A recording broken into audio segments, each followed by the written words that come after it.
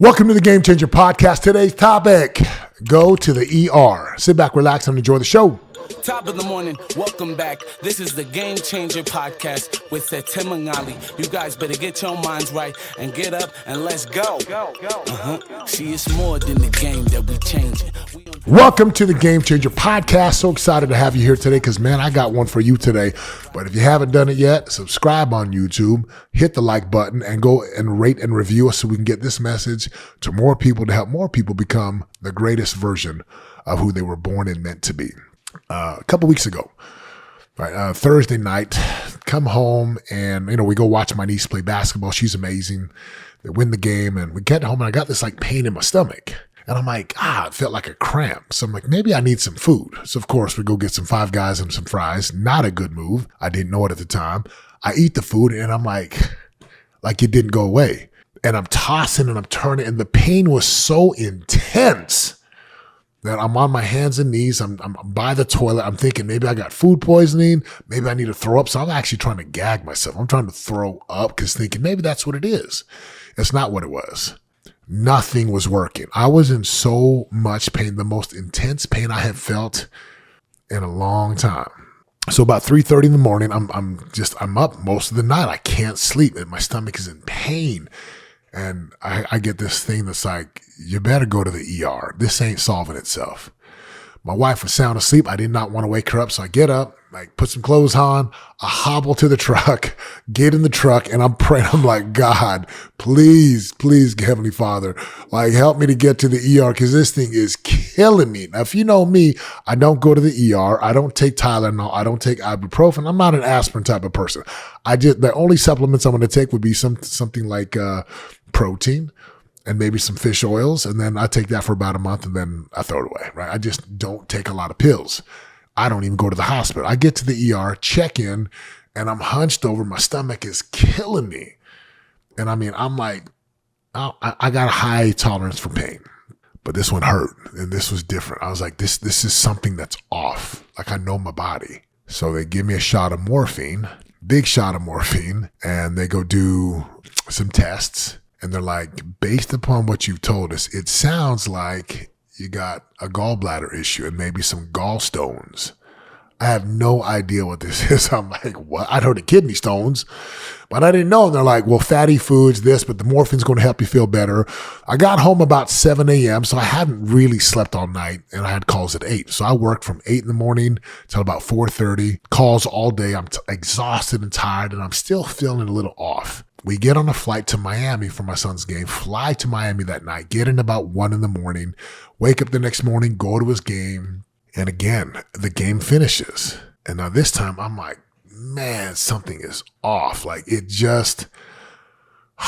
got to go to the ER again. I got to go check this out. Now the first ER didn't have all the machinery. I go down to a place in Miami. They do 2 ultrasounds. They do an MRI and they're like, yeah, you got some good sized gallstones. And they're trying to admit me into the hospital and they're trying to get me to have surgery within the next 24 hours. Now, on one hand, 2 different times I feel this feeling like go to the ER. I do not do that. I'm just like, nah, I'm strong. I'm good. But I listened and I needed to know for me what it was so I can know how to deal with this thing. Once I was in there and once I had an idea, okay, gallstones, but there's no obstruction. And then they're literally trying to get me to have surgery. They're like, hey, we're going to admit you to the room and we're going to look in that surgery within the next 24 hours. I'm like, no. And thank heavens, there was a young, sweet angel of a nurse in there. Her name was Sarah. And she was like, all right, let me give you an opinion on this, okay? And she tells me what she thinks. And she's like, if you are not in pain anymore, you do not have to be here. You can sign yourself out. I can't tell you what to do, but it seems like you should probably leave. I was like, you're right. So I checked myself out and now I knew gallstones, no obstruction. And I know what I got to do. Got to change up my eating habits. Got to change up what I put in my body. A lot of fatty foods. Now look, I've been on the go. I've been on the Five Guys diet. No joke. 3 times a week, I'm eating Five Guys. Double burger with bacon, mayonnaise, right? Cajun fries. I've been eating and having the right information Like, right, there's a phrase, I believe in revelation from God, but I also believe that the better the information, the better the revelation. So now I got this 2 different hospitals telling me gallstones, gallbladder. And of course, I go on Facebook and put a post out like, hey, man, I had this happen to me. Who's had gallbladder removed? Like 80 plus comments of people who have had it removed and people who haven't. Again, that gave me more perspective because I want perspective so I can make a sound decision when it comes to critical decisions.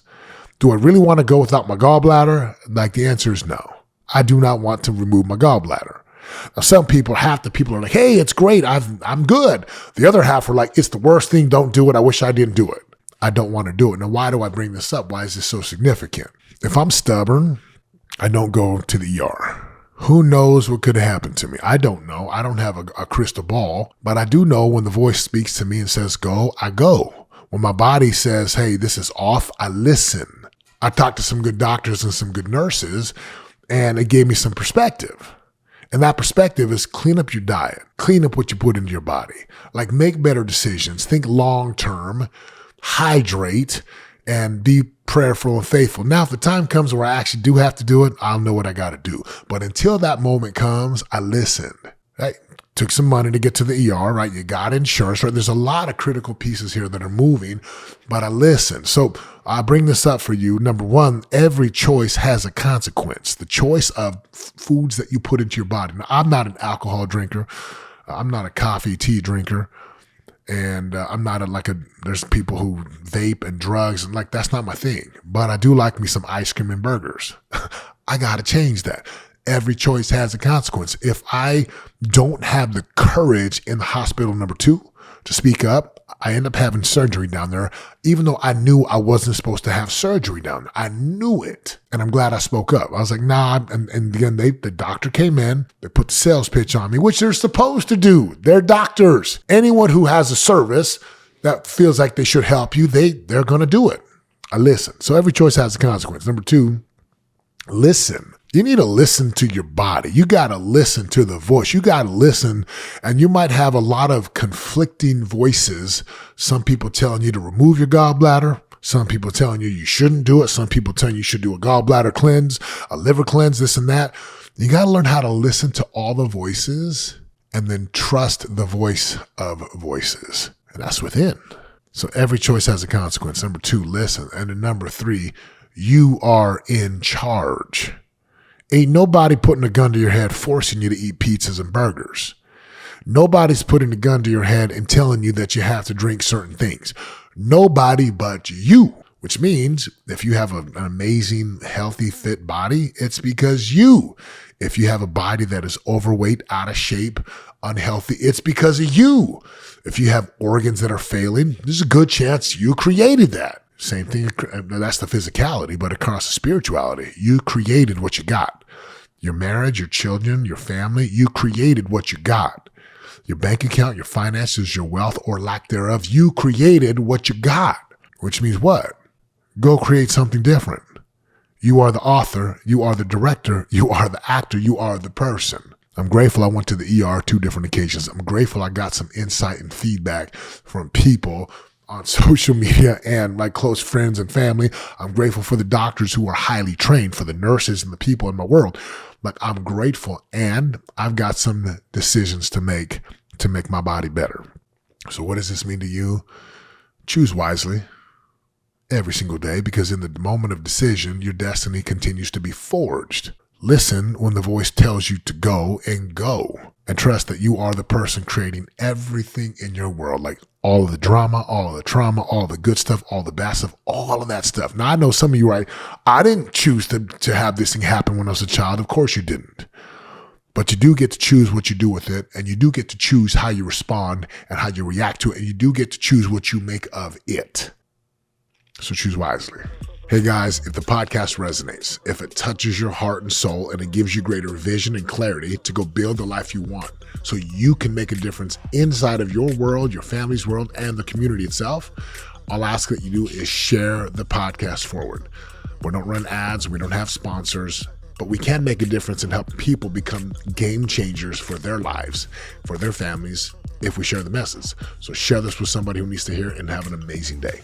I appreciate y'all listening. My intention is to help you become the greatest version of yourself, to become a game changer, a person who changes the trajectory and the future for your immediate children and your future posterity. Thanks for listening. Until next time, I'm out. Let's go. See, it's more than the game that we changing. We don't do it for the block, do it for the name. Yeah. No, there ain't no stopping it. If you really want it, better rock with it. This is how to be a game changer. Better put your pride down.